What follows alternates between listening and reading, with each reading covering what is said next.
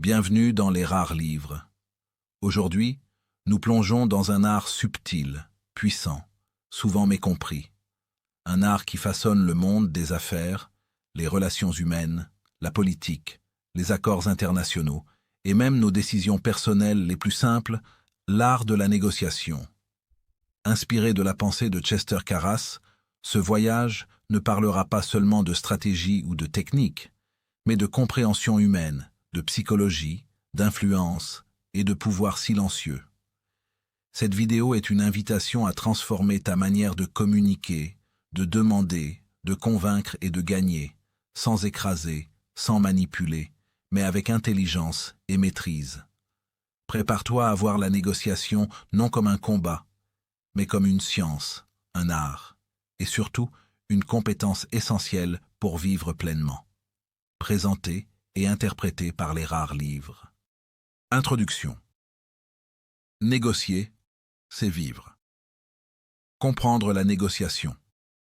Ce n'est pas simplement apprendre à conclure un contrat dans une salle de réunion corporate, ni acquérir une compétence réservée aux diplomates, aux chefs d'entreprise ou aux stratèges politiques. C'est saisir l'essence même de la nature humaine.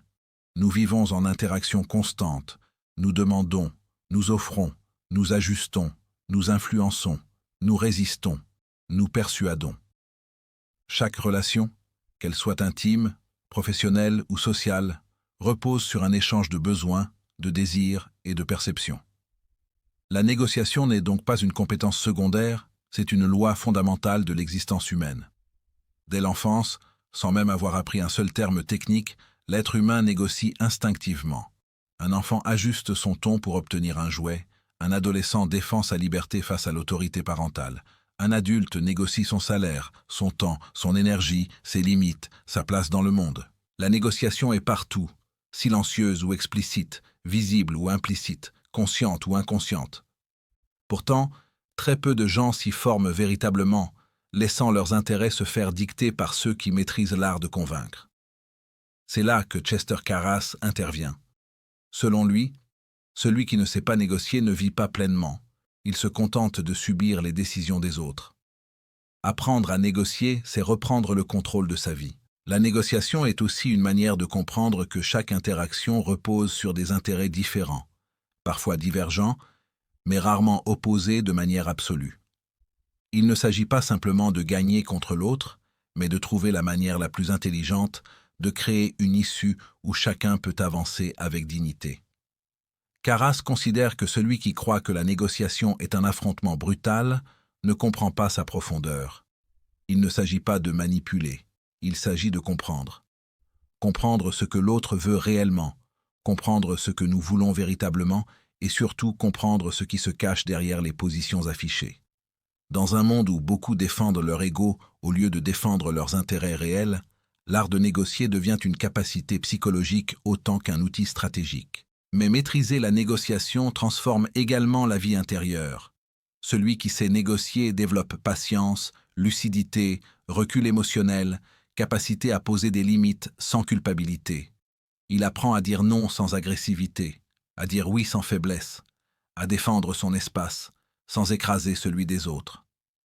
La négociation devient alors un outil de croissance personnelle. Elle forme le caractère, elle structure la pensée. Elle enseigne à écouter plus qu'à imposer. Elle force à regarder les situations non pas selon l'impulsion mais selon la stratégie.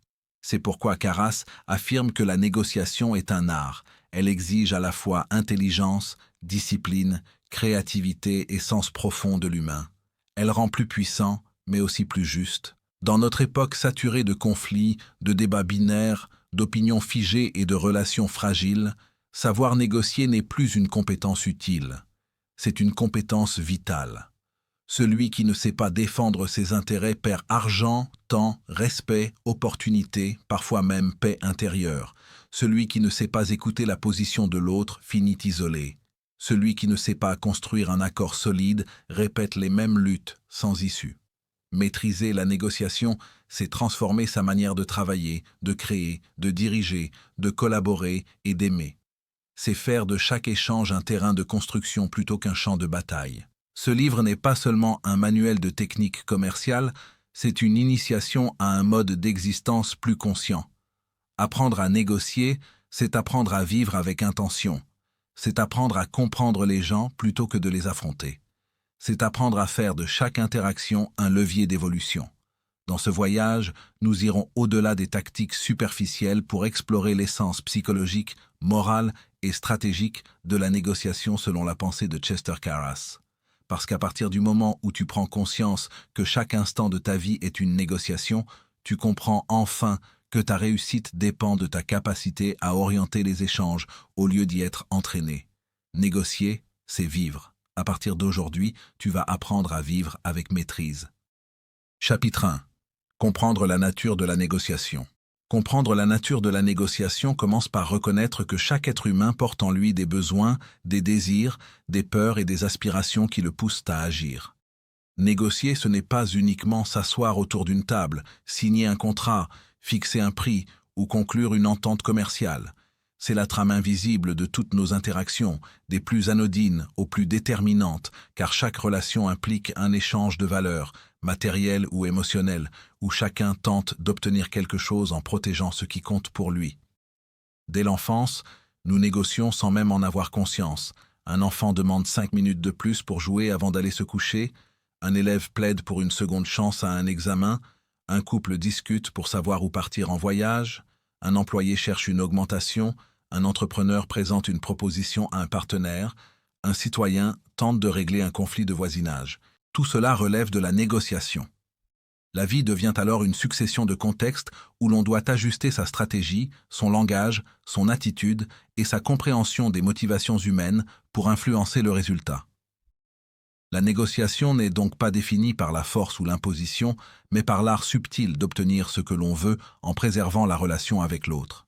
C'est là que se situe la véritable compétence, comprendre qu'il ne s'agit pas d'une confrontation où l'un gagne et l'autre perd, mais d'un processus mental où chacun défend ses intérêts tout en reconnaissant ceux de l'autre.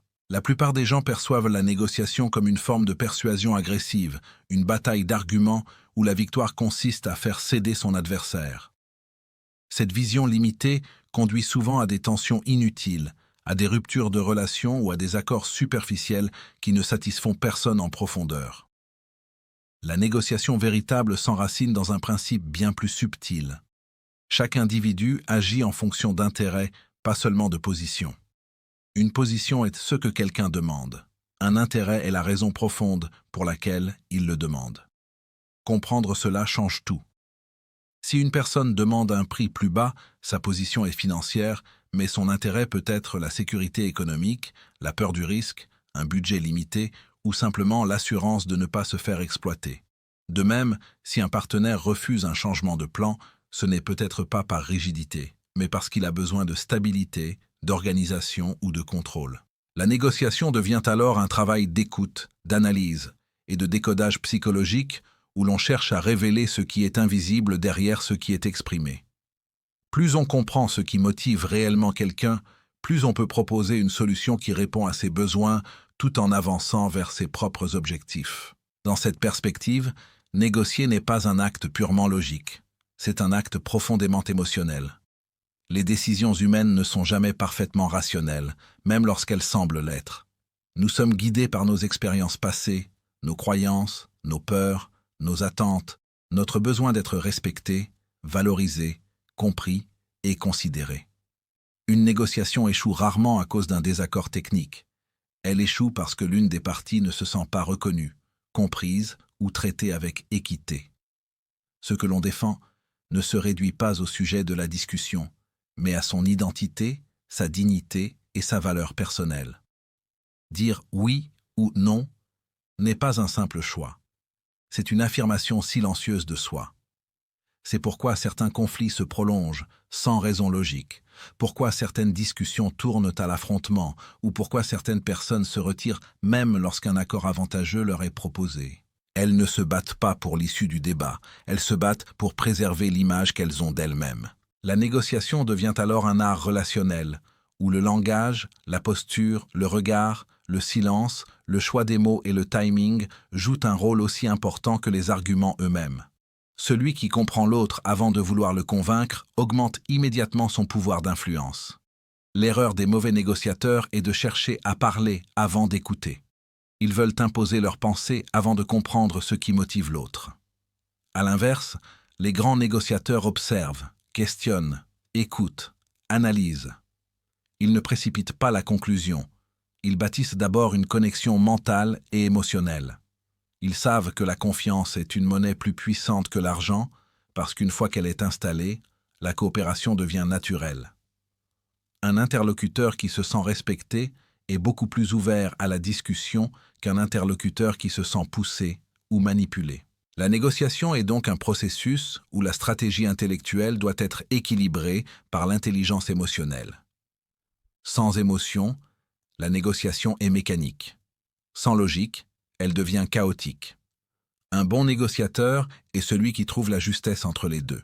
Ce processus implique aussi de clarifier ses propres intérêts avant même d'entrer dans une discussion. Beaucoup échouent parce qu'ils ne savent pas réellement ce qu'ils veulent. Ils demandent par réflexe, ils exigent par orgueil, ils réclament sans but, ou ils argumentent sans plan. La négociation commence d'abord avec soi-même. Qu'est-ce que je veux vraiment? Qu'est-ce que je suis prêt à concéder? Qu'est-ce qui est non négociable?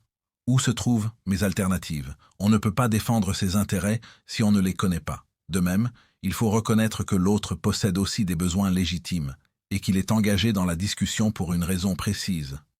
L'objectif n'est pas de le vaincre, mais de créer une intersection entre deux mondes, un espace où chacun y trouve son avantage. C'est cette recherche du terrain gagnant qui distingue la négociation intelligente de la simple confrontation. Une victoire unilatérale peut flatter l'ego, mais elle détruit souvent les relations et ferme la porte à de futures opportunités. Une victoire partagée construit la fidélité, la coopération et la croissance à long terme. La négociation est également influencée par le contexte et la perception. Ce que l'on obtient dépend souvent non pas de la réalité objective, mais de la manière dont cette réalité est perçue. Les mots utilisés, le cadre dans lequel la discussion est placée, le moment choisi, l'environnement, l'énergie émotionnelle, l'histoire entre les individus, tout cela modifie l'issue. Une même proposition peut être rejetée dans un moment de tension et acceptée quelques heures plus tard dans un contexte de calme. La négociation demande donc une sensibilité au temps, une capacité à sentir quand avancer, quand attendre, quand reformuler, quand se taire. Parfois, la meilleure stratégie est de ne rien dire et de laisser l'autre remplir le silence, car les gens révèlent souvent leurs intentions profondes lorsque l'espace leur est laissé. Parfois, la meilleure approche n'est pas de convaincre, mais de reformuler la situation d'une manière qui permet à l'autre de voir l'accord comme son idée. Celui qui maîtrise ce niveau subtil de communication détient un avantage considérable. Enfin, comprendre la nature de la négociation, c'est accepter qu'elle n'est jamais un événement isolé, mais un processus continu. Chaque interaction construit ou détruit du capital relationnel. Chaque parole laisse une trace. Chaque échange façonne la perception que les autres auront de nous dans les discussions futures. La négociation n'est pas un combat ponctuel. C'est une manière d'habiter le monde. C'est choisir d'interagir avec intelligence plutôt qu'avec instinct, avec vision plutôt qu'avec impulsion, avec stratégie plutôt qu'avec réaction. Celui qui maîtrise cet art ne survit pas seulement dans les échanges humains, il prospère. Il influence sans imposer. Il gagne sans écraser. Il avance sans provoquer de résistance inutile. La négociation devient alors un langage de connexion, un moyen de bâtir des ponts, d'ouvrir des portes et de transformer les relations humaines en alliances plutôt qu'en affrontements. Lorsque cette compréhension s'intègre, la négociation cesse d'être un outil ponctuel. Elle devient une manière d'obtenir plus de la vie sans perdre ce qui compte réellement, les relations, l'estime de soi et la croissance mutuelle. Chapitre 2. La psychologie humaine dans la négociation. La psychologie humaine dans la négociation représente le cœur invisible de chaque échange, car avant d'être un acte logique, négocier est un acte profondément émotionnel où chaque personne apporte avec elle un mélange de désir, de peur, de croyances, d'orgueil, d'images personnelles et de blessures passées. Une discussion peut sembler rationnelle en surface, avec des arguments structurés, des chiffres précis ou des termes clairs, mais les décisions finales sont souvent dictées par des motivations intérieures que l'individu lui-même ne reconnaît pas toujours consciemment. Comprendre cela change radicalement la façon de négocier, car l'objectif n'est plus d'affronter l'autre sur ce qu'il déclare vouloir, mais de saisir ce qui l'amène à le vouloir. Derrière chaque position exprimée se cache une motivation profonde, parfois simple, parfois complexe, parfois même contradictoire. Une personne peut demander plus d'argent, non pas parce qu'elle souhaite accumuler des ressources, mais parce qu'elle a besoin de reconnaissance, d'autonomie, de respect ou de sécurité. Une autre peut refuser un accord avantageux par peur de perdre le contrôle, par aversion au risque, ou parce qu'une ancienne expérience l'a conditionnée à la méfiance. Ainsi, le négociateur qui se contente de répondre aux mots ignore l'essentiel. Celui qui cherche à comprendre la psyché de son interlocuteur entre dans la sphère où les accords se concluent réellement. Dans toute négociation, les motivations humaines sont souvent dissimulées sous des positions superficielles. La plupart des gens ne disent pas ce qu'ils veulent réellement, soit parce qu'ils n'en ont pas conscience, soit parce qu'ils craignent de révéler leur vulnérabilité.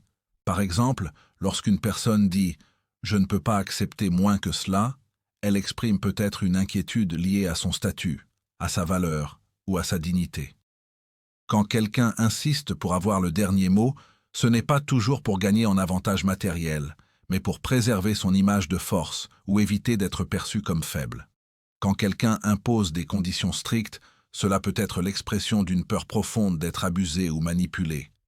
Le négociateur compétent écoute ce qui est dit, mais il interprète aussi ce qui n'est pas dit. Les silences, les hésitations, les réactions émotionnelles, les changements de ton, les refus soudains ou les arguments trop insistants. Chaque détail révèle un fragment de la carte mentale de l'autre. Comprendre ces éléments, c'est apprendre à naviguer dans l'esprit humain, à anticiper les réactions et à proposer des solutions qui répondent non seulement aux attentes visibles, mais aussi aux besoins intérieurs. Le rôle de l'ego est particulièrement central dans la négociation. L'ego est ce qui pousse chacun à défendre son image, sa valeur personnelle, son importance et sa position sociale. Il est souvent la force invisible qui transforme un échange simple en affrontement. Une personne peut refuser une proposition, non pas parce qu'elle n'y voit pas d'avantage, mais parce qu'elle ne veut pas donner l'impression d'avoir cédé. Elle peut prolonger une discussion inutile, juste pour préserver sa fierté. Elle peut exiger plus que nécessaire pour renforcer son autorité ou éviter de perdre la face. L'ego est un moteur puissant, mais aussi un piège, car il peut transformer l'opportunité en conflit.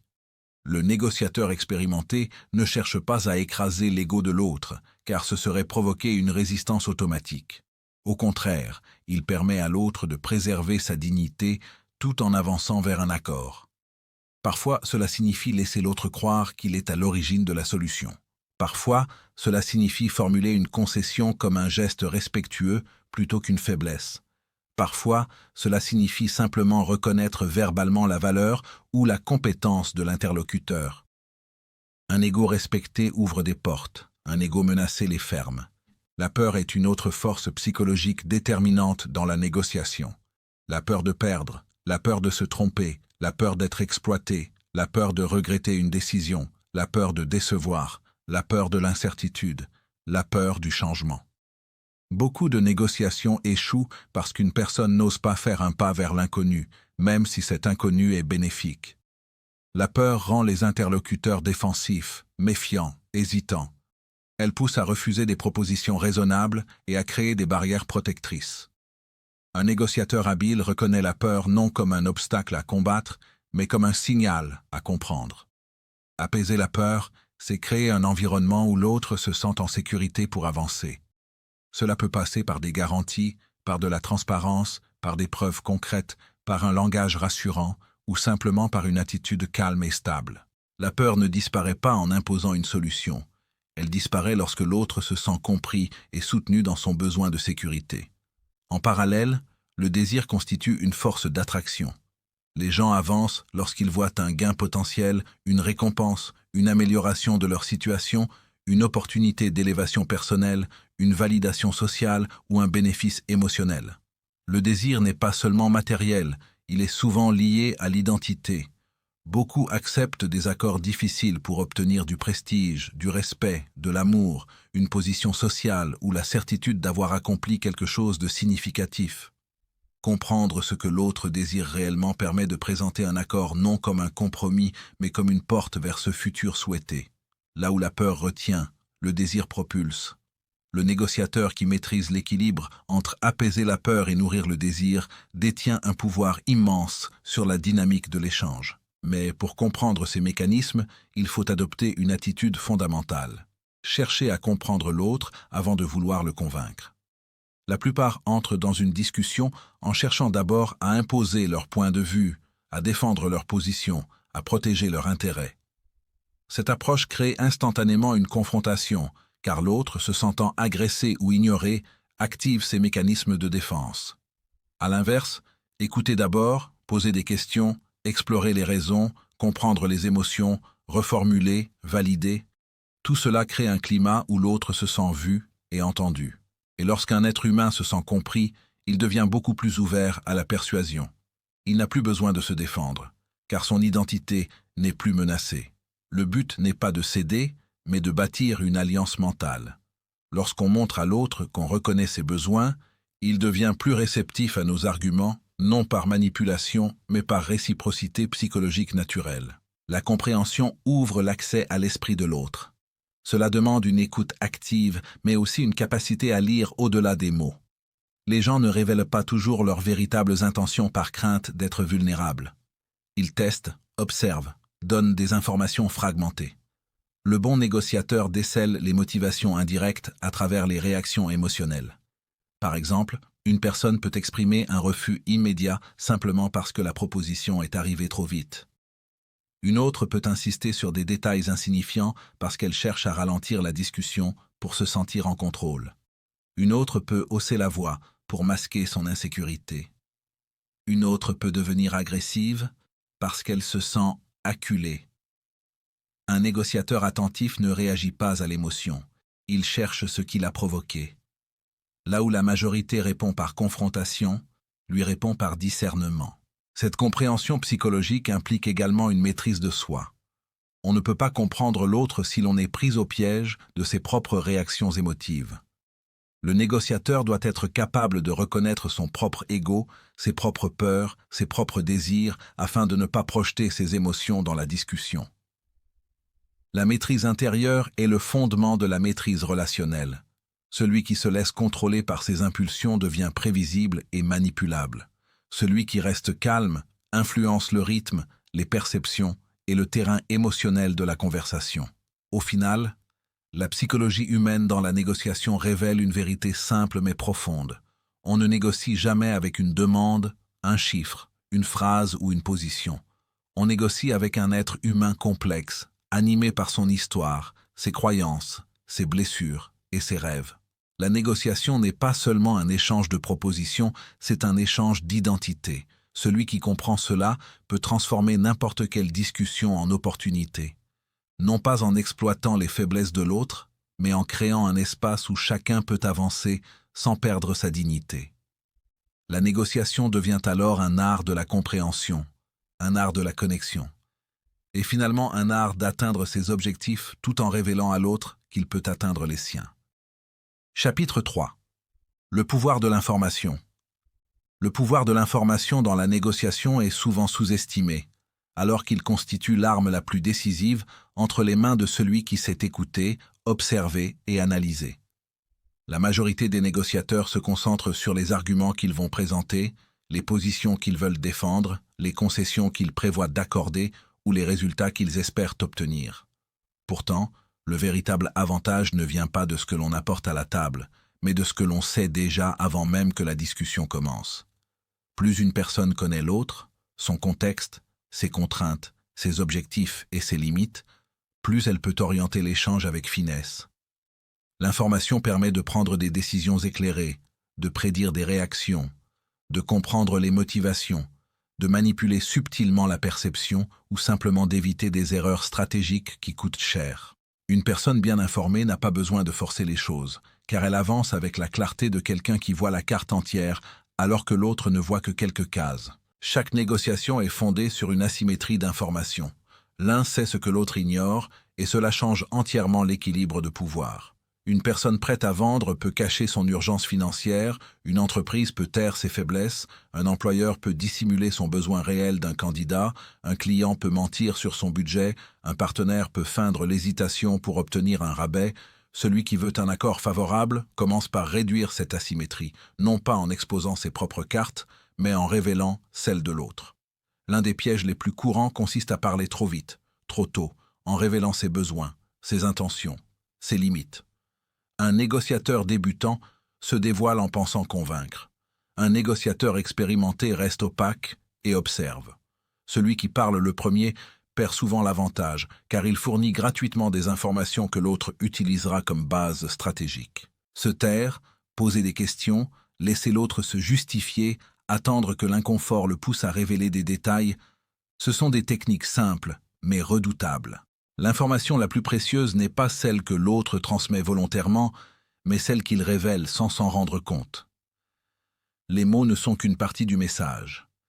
La manière dont ils sont prononcés, les silences, la gestuelle, la façon d'éviter un sujet ou d'insister sur un détail en disent souvent davantage que le discours lui-même. Un regard qui fuit peut indiquer un doute, une respiration soudaine peut trahir la peur, un changement de ton peut signaler une faille émotionnelle. Lorsqu'une personne commence à se répéter, cela traduit parfois une tentative de se convaincre elle-même. Lorsqu'elle donne trop d'arguments pour justifier une position simple, cela peut révéler qu'elle ne la maîtrise pas réellement. Lorsqu'elle fuit une réponse directe, c'est peut-être parce que la vérité la mettrait en position de faiblesse.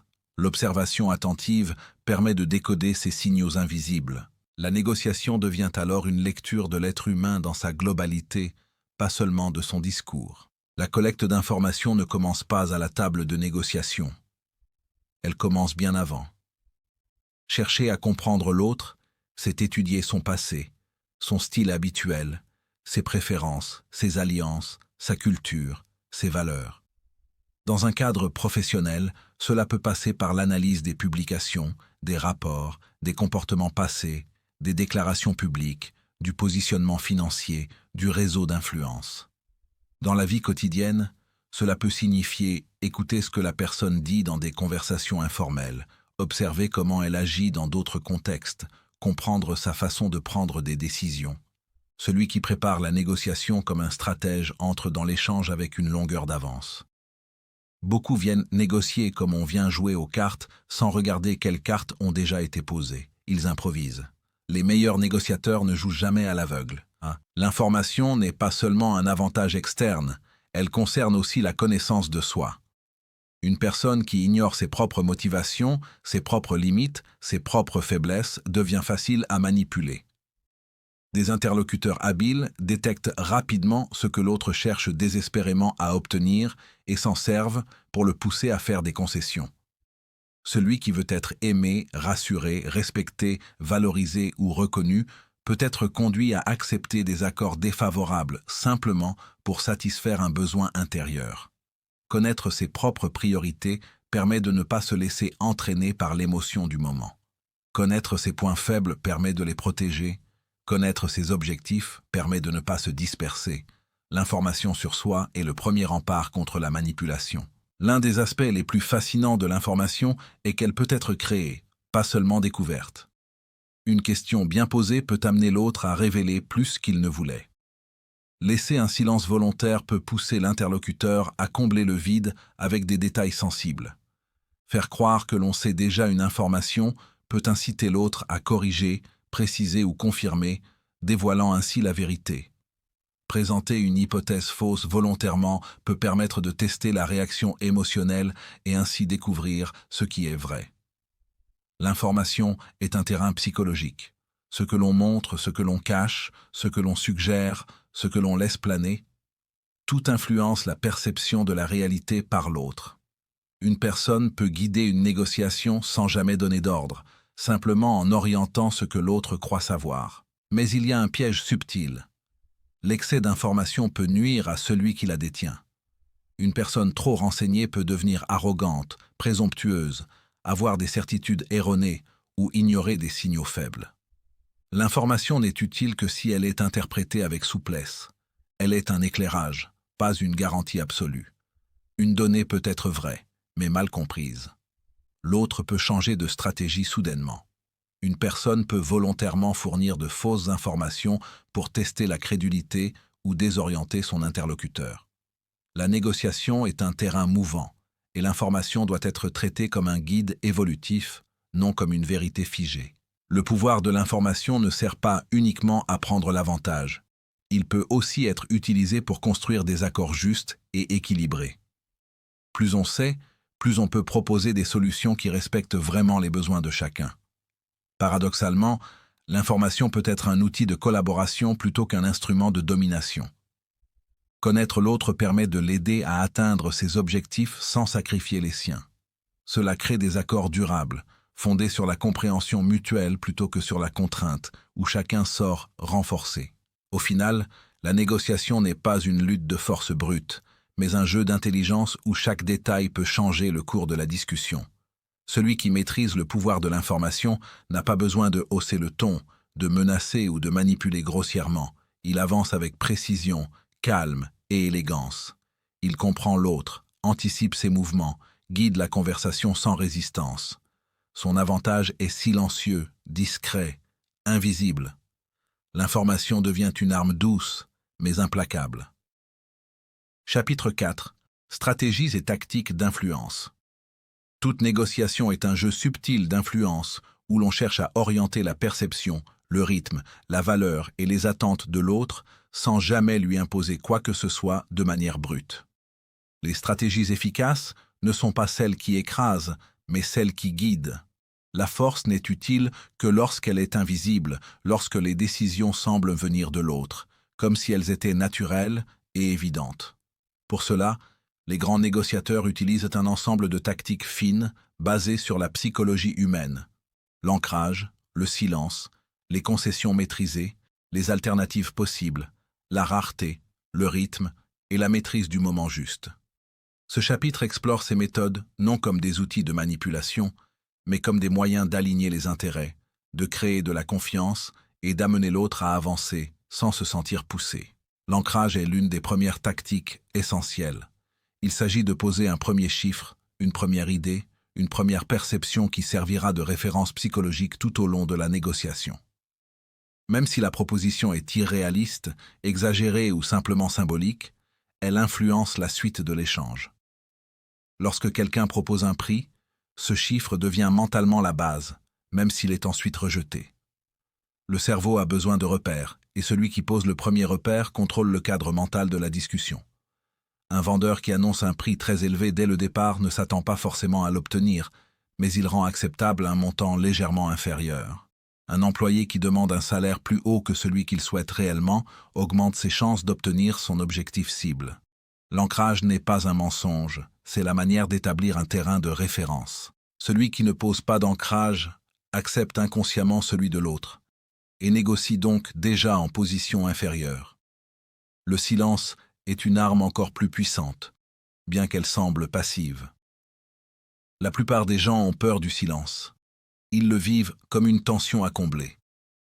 Dans cette gêne, ils parlent trop, justifient, diminuent leurs demandes, offrent des concessions sans raison.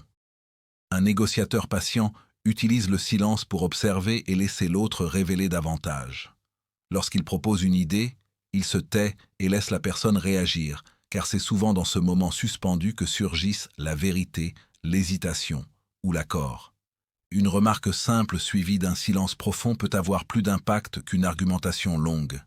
Le silence met une pression invisible sans jamais agresser. Il déstabilise, force l'introspection, crée un espace psychologique où l'autre se sent poussé à agir pour rompre la tension. Celui qui sait se taire détient un avantage incontestable. Les concessions constituent un autre pilier stratégique, mais la plupart des personnes les utilisent mal. Elles donnent trop vite, trop tôt ou sans contrepartie, transformant la négociation en une fuite de valeur. Une concession doit toujours être conditionnelle, jamais gratuite. Lorsqu'on cède quelque chose, on doit exiger en retour un équilibre, même symbolique, sinon on enseigne à l'autre que tout peut être obtenu sans effort. Les concessions sont aussi un message. Elles montrent la volonté d'avancer. Elles créent un climat de coopération, mais elles fixent aussi un rythme. Une concession trop rapide fait croire à l'autre que la marge est encore plus grande. Une concession lente et réfléchie montre que la limite est proche. Le secret est de réduire la valeur des concessions au fur et à mesure, pour signaler subtilement que le terrain se rétrécit. Donner petit à petit, en échange de petits engagements, construit un accord stable, où chacun sent qu'il a contribué au résultat final. Les alternatives jouent un rôle déterminant. Celui qui entre dans une négociation sans plan B négocie sous contrainte, même s'il ne le montre pas. Celui qui a d'autres opportunités, d'autres partenaires, d'autres solutions, négocie librement. Le pouvoir ne vient pas seulement de ce que l'on veut obtenir, mais de ce que l'on est prêt à refuser. Une alternative crédible change immédiatement l'équilibre. Elle réduit l'angoisse de perdre, empêche les concessions désespérées et offre une position de repli. Paradoxalement, la simple existence intérieure d'une alternative renforce la confiance et influence l'énergie du dialogue. Les autres le ressentent. Une personne qui dépend de l'accord devient faible, tandis qu'une personne qui serait heureuse avec ou sans l'accord agit avec souveraineté. La dignité est souvent la meilleure stratégie. La rareté est l'une des tactiques les plus anciennes et les plus efficaces. Ce qui semble rare paraît plus précieux. Ce qui disparaît bientôt devient urgent. Ce qui est limité attire le désir. La valeur est souvent une perception avant d'être une réalité. Un vendeur peut dire qu'il n'a plus que 2 exemplaires. Un employeur peut dire qu'il y a plusieurs candidats. Un partenaire peut indiquer que son temps est compté. Mais la rareté peut être également intérieure et silencieuse. C'est se comporter comme quelqu'un qui ne brade ni son temps, ni son énergie, ni ses offres. Une personne rare n'a pas besoin de prouver sa valeur. Elle la porte. La rareté ne sert pas à manipuler, mais à rappeler l'importance de ce que l'on offre. Si tout semble accessible, l'autre n'a aucune raison de faire un effort. Le timing est peut-être l'aspect le plus subtil. Dire la bonne chose au mauvais moment peut tout détruire. Faire une demande quand l'autre est stressé, fatigué, pressé, en colère ou distrait est une erreur. À l'inverse, placer une demande juste après un succès, un compliment, un moment d'ouverture ou un acte de générosité peut produire un résultat spectaculaire. Certains accords ne se gagnent pas en argumentant, mais en attendant. Une information cruciale peut surgir si l'on patiente suffisamment. Une proposition peut être acceptée si l'on laisse l'idée mûrir au lieu de forcer la réponse. L'impatience empêche l'accord. Le bon négociateur ne cherche pas seulement quoi dire, mais quand le dire. Le temps est une variable stratégique. Toutes ces tactiques n'ont de valeur que si elles servent un objectif noble, obtenir un résultat où chacun peut avancer avec dignité, gagner sans écraser, convaincre sans humilier, obtenir sans manipuler. Une négociation toxique détruit la relation et engendre un futur conflit. Une négociation équilibrée nourrit la confiance et ouvre des possibilités futures. L'influence est un art dont la finalité n'est pas la domination, mais la création d'un terrain où les intérêts convergent, où la valeur circule, où les 2 parties repartent enrichies. L'art d'influencer ne consiste pas à forcer, mais à orienter. Il repose sur la compréhension profonde de l'autre, la maîtrise de soi, la clarté de ses objectifs et la capacité à façonner le contexte. Celui qui influence avec sagesse laisse l'autre sentir qu'il a choisi par lui-même. Le pouvoir véritable est celui qui se voit le moins. C'est ce pouvoir-là qui distingue un négociateur habile d'un simple marchandage. Chapitre 5. La préparation. 80% de la réussite. Rien ne façonne plus l'issue d'une négociation que ce qui a été accompli en amont, dans l'ombre, avant même que les mots ne soient prononcés. La plupart des individus pensent que négocier, c'est performer au moment de s'asseoir à la table, aligner des arguments et convaincre grâce à une présence charismatique. Pourtant, la vraie force d'un négociateur ne réside pas dans sa voix, mais dans la profondeur de ses fondations. Les grands stratèges ne se lancent jamais dans une discussion importante sans avoir longuement exploré leur terrain. Ils savent où ils veulent aller, ce qu'ils sont prêts à concéder, ce qu'ils ne sacrifieront jamais. Et surtout quelles issues alternatives sont possibles si le dialogue échoue. Se préparer, c'est créer un avantage invisible qui agit comme une armure mentale. Cela permet de garder le contrôle lorsque la pression monte, d'éviter les décisions impulsives dictées par l'émotion et de naviguer avec une stabilité intérieure qui inspire respect et confiance. Une négociation gagnée se remporte rarement dans l'instant, Elle se remporte dans la discipline préalable, quand on clarifie ce que l'on veut réellement, pourquoi on le veut et comment y parvenir intelligemment. La préparation commence par la définition d'objectifs précis. Beaucoup entrent dans une négociation avec un désir vague. Obtenir mieux, avoir plus, sortir gagnant. Ce flou est une faiblesse majeure, car celui qui ne sait pas ce qu'il veut finit par accepter ce que l'autre lui donne. Les objectifs doivent être structurés en 3 niveaux. L'objectif idéal, l'objectif réaliste et la limite à ne jamais dépasser. L'objectif idéal représente la meilleure issue possible, celle que l'on cherche à atteindre avec ambition. L'objectif réaliste est le terrain raisonnable qu'on pourrait accepter tout en restant satisfait. Quant à la limite, elle est la frontière infranchissable qui protège notre intégrité, nos ressources et notre cohérence. Cette ligne définit ce que nous refuserons de céder, peu importe la pression, l'urgence ou le charme du deal proposé. Le simple fait de tracer ces 3 repères renforce la clarté mentale et empêche d'être piégé par des émotions soudaines, comme la peur de perdre ou l'envie d'impressionner. Les négociateurs faibles capitulent lorsqu'ils sont surpris. Les négociateurs forts avancent en sachant déjà jusqu'où aller. Au cœur de cette préparation se trouve également la notion de BATNA, c'est-à-dire la meilleure alternative possible si l'accord ne se conclut pas. Beaucoup pensent que la négociation consiste à se battre pour obtenir absolument ce que l'on veut, mais la réalité est qu'un accord n'est bénéfique que si l'alternative est moins favorable. Celui qui n'a aucune alternative devient dépendant du résultat et donc vulnérable. Avoir une BATNA solide signifie entrer dans l'échange avec un levier psychologique puissant, on peut dire non. Ce pouvoir transforme le rapport de force. Un recruteur qui sait qu'il a 3 candidats solides ne négocie pas comme celui dont le poste risque de rester vacant. Un entrepreneur qui possède plusieurs sources de financement ne négocie pas comme celui pour qui une seule option existe.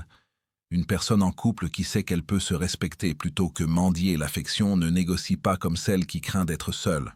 L'alternative n'est pas un plan de fuite, mais un socle qui libère de la peur, car le refus ne mène pas à la catastrophe, mais à une transition cohérente. Analyser la partie adverse fait également partie de cette préparation profonde. Comprendre ses motivations, ses contraintes, ses urgences ou ses faiblesses permet de construire une stratégie pertinente. Une négociation n'est pas un discours unilatéral, c'est un jeu d'équilibre où chaque action est liée à la perception de l'autre.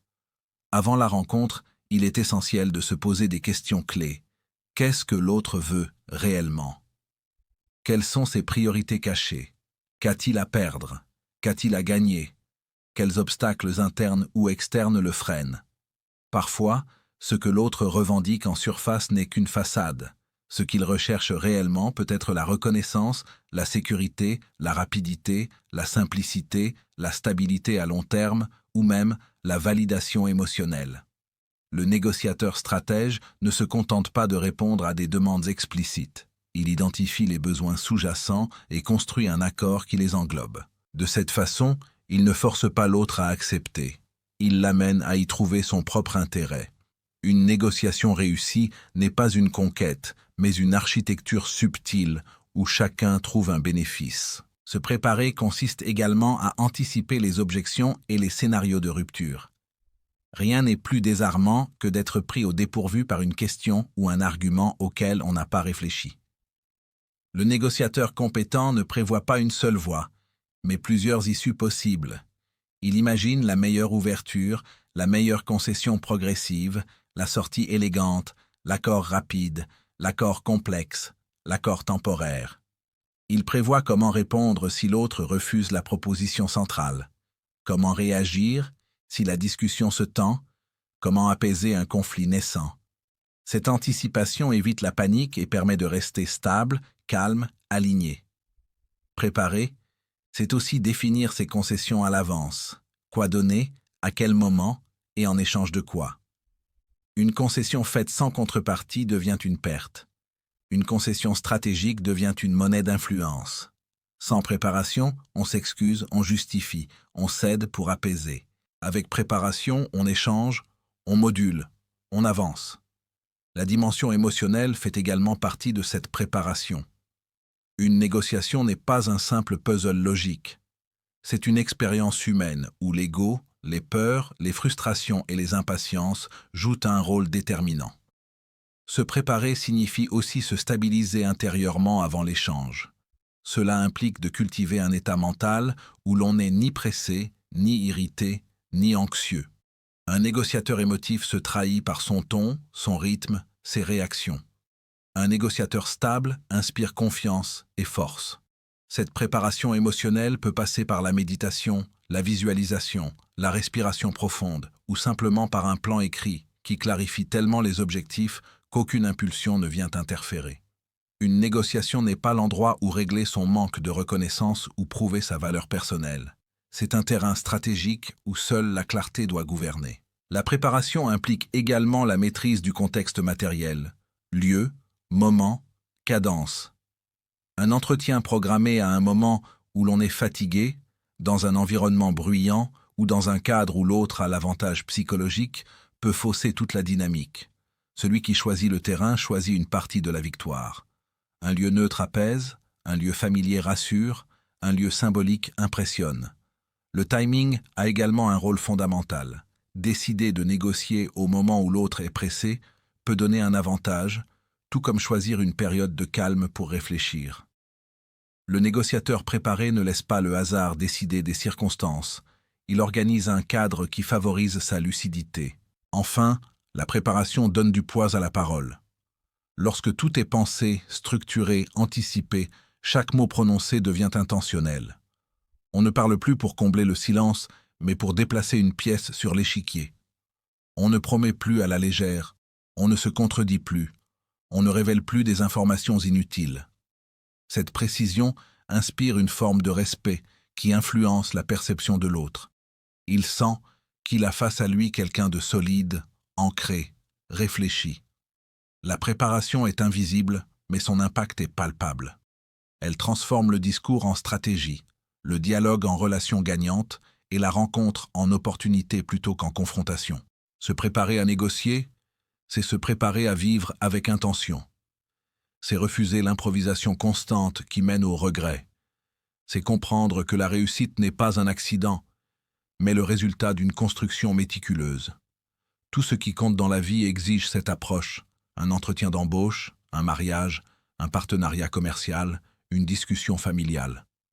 Chaque moment important mérite un plan. La préparation n'enlève pas la spontanéité de l'échange, elle lui donne un sens. Elle n'éteint pas l'humain, elle l'élève. Et lorsqu'on s'y engage avec sérieux, chaque négociation devient un chef-d'œuvre potentiel. Chapitre 6. La négociation dans la vie quotidienne. Chaque jour, sans même s'en rendre compte, l'être humain négocie. Non pas uniquement dans les salles de réunion, les bureaux de direction ou les marchés financiers, mais au cœur même de l'existence, dans les conversations les plus simples et les relations les plus intimes. La négociation commence dès l'enfance, lorsqu'un enfant cherche à obtenir un jouet ou à repousser l'heure du coucher. Elle continue à l'âge adulte lorsqu'un couple décide où habiter, quand une famille organise ses finances, quand un collègue sollicite un délai supplémentaire ou lorsqu'un commerçant fixe un prix avec son client. La vie sociale n'est qu'une succession de micro-échanges où chacun tente d'obtenir quelque chose tout en conservant son estime, ses relations et sa paix intérieure. Comprendre cela change tout, parce que l'art de négocier ne devient plus une compétence destinée aux leaders, mais une manière d'habiter le monde avec intelligence, tact et conscience. Celui qui ne sait pas négocier ne souffre pas uniquement dans les affaires. Il souffre dans ses liens affectifs, dans ses collaborations, dans sa capacité à être respecté et dans sa gestion des conflits. La négociation n'est pas une guerre, mais une langue. Et ceux qui la parlent fluidement vivent mieux. La première forme de négociation quotidienne se déroule au sein du couple. Dans une relation amoureuse, il ne s'agit pas de gagner ou d'avoir raison, mais d'harmoniser deux univers intérieurs qui ont leurs attentes, leurs blessures, leurs valeurs et leurs rêves. Beaucoup de couples s'enlisent non pas par manque d'amour, mais par incapacité à articuler leurs besoins sans attaquer l'autre, ou à écouter sans se sentir menacé. Une négociation saine dans un couple commence lorsqu'on abandonne la logique du combat pour embrasser celle de la coopération. Ce n'est pas « comment imposer mon point de vue », mais « comment faire surgir une solution qui nous renforce tous les deux ». La communication devient alors un acte de maturité. Exprimer clairement ce que l'on veut, expliquer pourquoi cela compte, demander avec respect, accueillir le refus sans hurler, proposer des alternatives plutôt que des ultimatums. Quand chacun cesse de voir l'autre comme un adversaire, la relation cesse de se transformer en terrain de bataille. Le couple devient un espace où l'on construit à deux plutôt qu'un lieu où l'on détruit pour triompher. Les familles, elles aussi, sont un théâtre permanent de négociations. Entre les générations, les normes, les rôles, les attentes, les désaccords financiers ou éducatifs, la famille peut devenir un lieu de pression constante. Certains se taisent par peur du conflit et accumulent des frustrations, d'autres imposent leur volonté en écrasant le dialogue. La négociation familiale nécessite d'apprendre l'art de poser des limites sans rompre l'affection, de dire non sans culpabiliser, de comprendre que céder par peur de déplaire n'est pas un acte de paix, mais un acte d'abandon de soi. À l'inverse, exiger sans écoute crée des blessures profondes. Négocier ici signifie reconnaître que chacun a une place, un passé, des sensibilités. Cela implique parfois de choisir le bon moment, de poser les mots avec douceur et de savoir transformer les reproches en demandes. Au lieu de « tu ne respectes jamais mon temps », dire « j'ai besoin de planifier à l'avance pour me sentir serein ». Une famille prospère lorsqu'elle apprend à raisonner comme une symphonie, non lorsque chacun hurle son propre instrument. Dans le monde professionnel, la négociation n'est pas seulement associée au contrat ou au salaire, elle est insérée dans chaque interaction. Convaincre un collègue d'adopter une méthode, demander un soutien, répartir les tâches, fixer des priorités, tout cela requiert finesse et stratégie. Ceux qui ignorent l'art de négocier se retrouvent surchargés, sous-payés, exploités ou écartés. À l'inverse, ceux qui savent poser des conditions avec clarté sont perçus comme crédibles, solides, dignes de respect. Par exemple, un salarié qui veut un meilleur poste doit savoir présenter sa demande non pas comme un caprice, mais comme la conséquence logique de ses résultats, accompagnés de preuves, de propositions et d'une vision alignée avec l'intérêt de l'entreprise. De même, un manager ne négocie pas pour dominer son équipe, mais pour les mobiliser.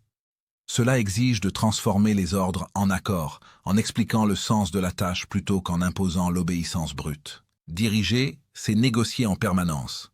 Orienter les efforts, ajuster les attentes, créer de l'adhésion au lieu de provoquer la résistance. Dans le business, la négociation se teinte d'enjeux financiers et stratégiques, mais elle obéit aux mêmes lois humaines. Le défi principal n'est pas de gagner le maximum, mais de construire des relations durables qui génèrent de nouvelles opportunités. Celui qui cherche à écraser son partenaire lors d'un premier accord peut obtenir un bénéfice immédiat, mais il perd la confiance et l'avenir. Celui qui sait équilibrer, partager, reconnaître la valeur de l'autre obtient bien plus. Des alliances, des recommandations, une réputation solide. Les affaires ne grandissent pas grâce à des deals uniques, mais à des réseaux nourris par le respect mutuel. La négociation devient alors un artisanat relationnel où l'on forge la loyauté par la cohérence, la transparence, la compétence et l'écoute. Un entrepreneur avisé ne négocie jamais uniquement le prix. Il négocie la relation, les garanties, les délais, la qualité, la vision partagée. Les chiffres ne sont qu'une partie de l'équation. La négociation quotidienne sert également à résoudre les conflits. La plupart des disputes éclatent non parce que les individus sont fondamentalement incompatibles, mais parce qu'ils défendent leurs besoins avec maladresse. Comprendre que chaque conflit cache une demande non formulée change totalement la dynamique. Au lieu d'attaquer, on cherche l'intention derrière les mots, on remet l'écoute au centre, on désamorce l'émotion avant de traiter le fond. Résoudre un conflit avec intelligence demande de ne pas répondre au ton mais au sens, de refuser l'escalade, de créer un espace où l'autre peut exprimer sa vérité sans perdre son honneur. Parfois, le simple fait de reconnaître la souffrance ou la peur de l'autre suffit à transformer l'hostilité en collaboration. La paix ne se crée pas par la domination, mais par la compréhension. L'un des plus grands bénéfices de la négociation quotidienne est le respect. Beaucoup cherchent à gagner des débats, mais finissent par perdre l'estime de leur entourage. Un individu respecté n'est pas celui qui écrase, mais celui qui sait affirmer ses besoins fermement sans mépris, écouter profondément sans se renier, concéder avec élégance sans se soumettre. Le respect se gagne lorsque les autres comprennent que l'on n'est ni faible ni agressif, mais équilibré. Ni silencieux par peur, ni bruyant par ego, mais clair et juste. Lorsque la négociation devient une posture intérieure, une manière de se tenir dans le monde, on ne cherche plus à gagner au détriment de l'autre, mais à construire un terrain où chacun peut sortir plus fort. Apprendre à négocier chaque jour, c'est finalement apprendre à vivre avec conscience. C'est prendre soin de ses relations au lieu de les laisser s'abîmer. C'est créer des ponts au lieu d'ériger des murs. C'est cultiver une perception fine des êtres humains, de leurs besoins et de leurs faiblesses, tout en honorant les siens. Ce n'est pas un talent réservé à quelques rares leaders, c'est une manière d'être. Et lorsque cette compétence s'ancre profondément dans la vie quotidienne, on découvre que ce qui semblait autrefois un affrontement devient un art subtil, presque spirituel, celui de transformer les désaccords en compréhension, les tensions en amélioration, les rencontres en opportunités, et la vie sociale en une danse harmonieuse plutôt qu'un éternel duel. Chapitre 7. L'éthique et la noblesse dans la négociation. Toute négociation révèle la nature de celui qui la mène. Elle met au jour sa vision du monde, son rapport au pouvoir, sa façon de considérer les autres êtres humains et sa capacité à poursuivre ses intérêts sans écraser ceux d'autrui. Certains abordent la négociation comme une chasse.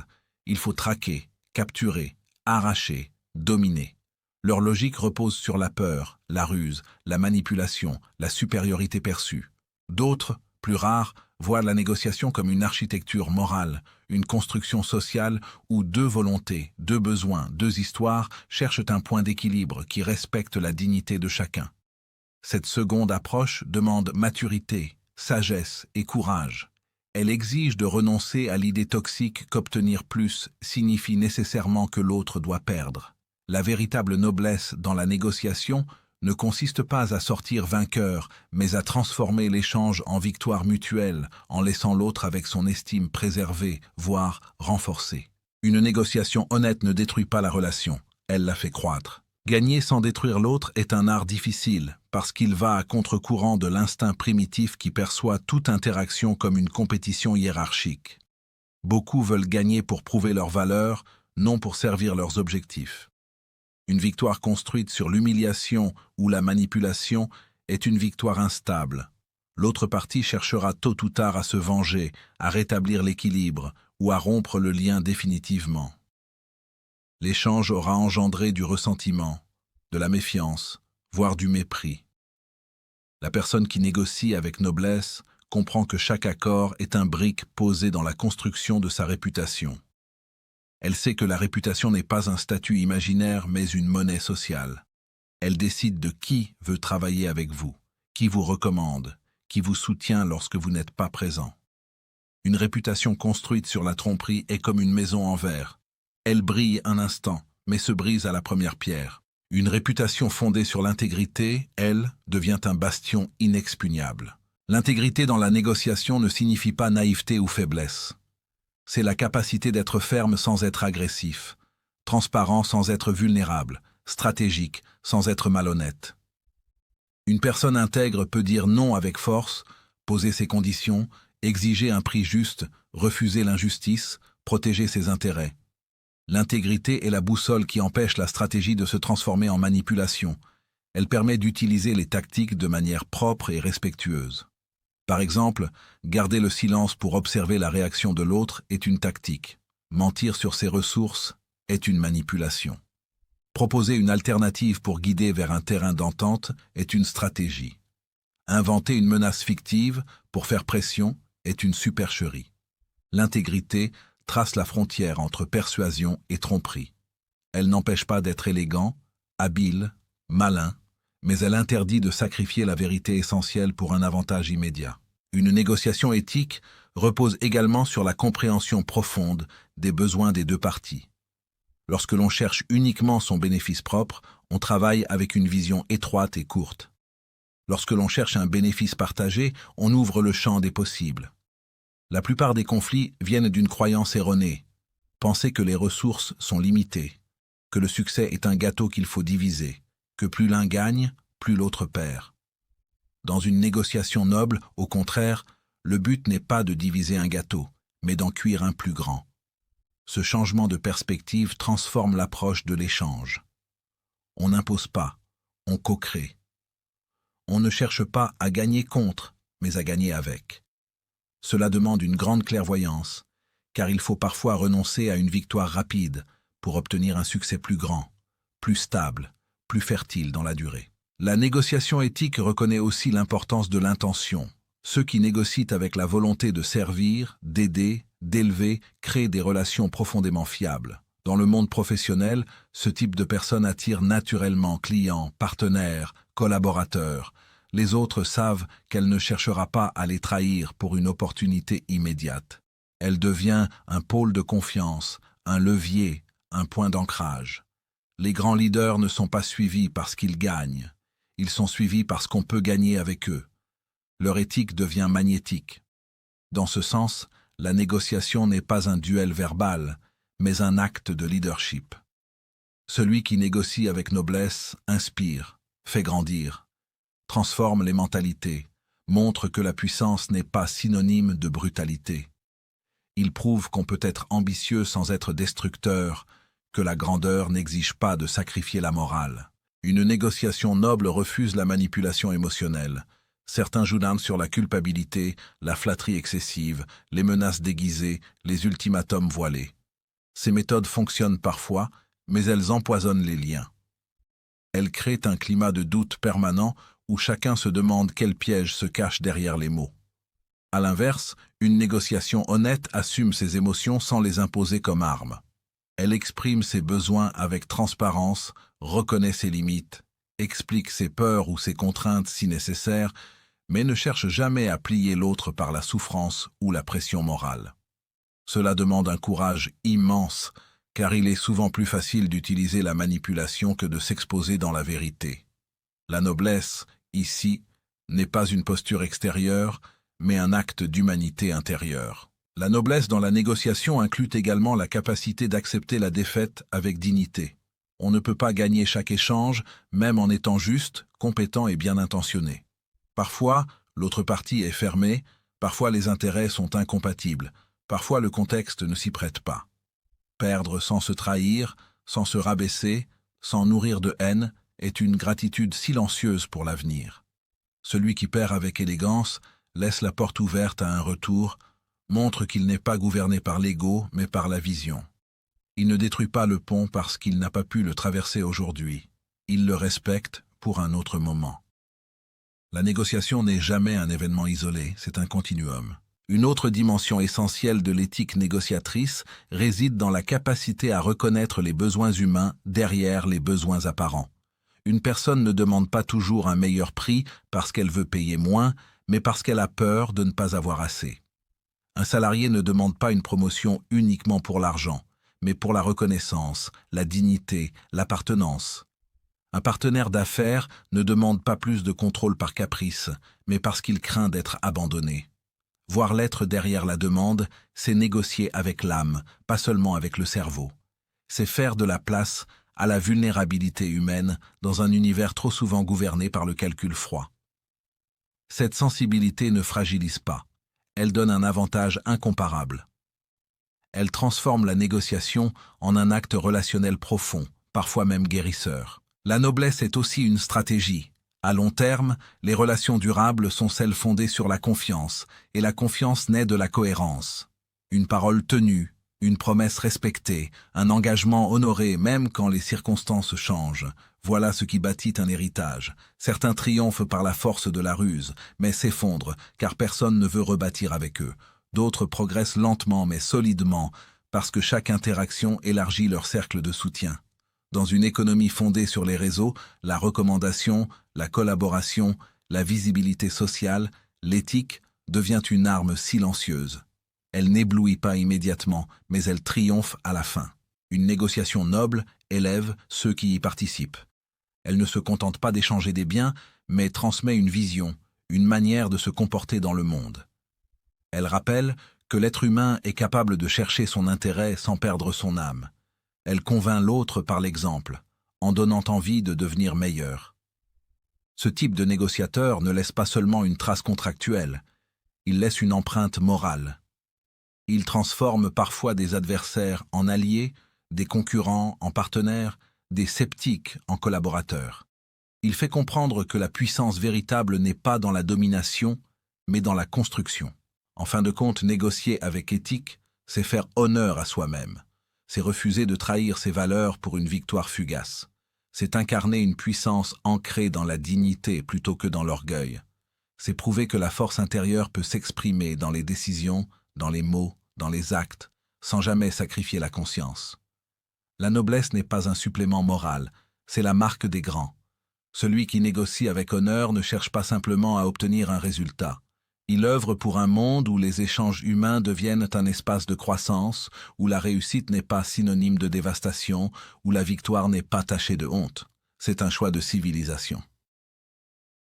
Négocier n'est pas simplement une compétence réservée aux stratèges, aux entrepreneurs ou aux leaders politiques.